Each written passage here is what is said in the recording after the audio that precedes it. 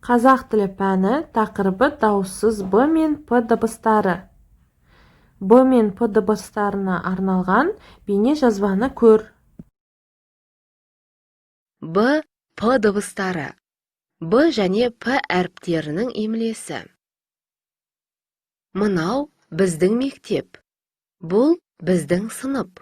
Сыныпта 15 парта. Пернебек пен Перизат партада отыр. Олар кітап оқып отыр. Сөйлемдегі сөздердің ішінен П әрпі бар сөздерді табайық. Мектеп, сынып, парта, Пернебек, Перизат, оқып. П дыбысы қатаң дауыссыз дыбыс. Басқа қатаң дауыссыз дыбыстар сияқты сөздің барлық буындарында жазылады. П дыбысы қатаң болса, Б дыбысы ұяң дауыссыз дыбыс. Б дыбысы сөздің басында, сөз ортасында да жазыла береді. Бақа, балық, бота, бидай сөздерінде сөз басында келсе, ал қаңбақ, домбыра, бұлбұл, абай, абылай сөздерінде сөз ортасында келіп тұр. Қазақ тілінде Б дыбысы сөз соңында келмейді. Орыс тілінен енген термин сөздерде ғана сөз соңында кездеседі. Клуб, штаб, микроб. П дыбысына аяқталған сөздерге дауысты дыбыстары жалғанса, П дыбысы Б-ға айналады.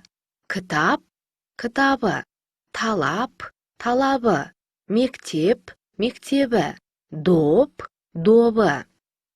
П дыбысына аяқталған сөздерге У дыбысы жалғанса, П дыбысы Б дыбысына айналады. Шап, шабу, тап, табу, сеп, себу, кеп, кебу, теп, тебу. Дәптермен жұмыс. Дәптеріңді ашып дайында. Жаттығуларды орындамас бұрын ережені есіңе сақта. Сөз соңында Б естілгенімен П әрпі жазылады. Мысалы, мектеп, кітап, доп, қап.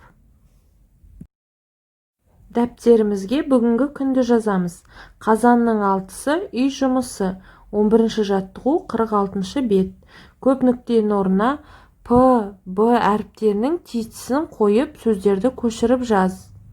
Ережені еске түсір.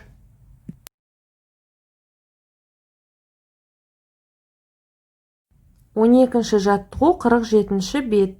Мақалды оқып жатқа жаз.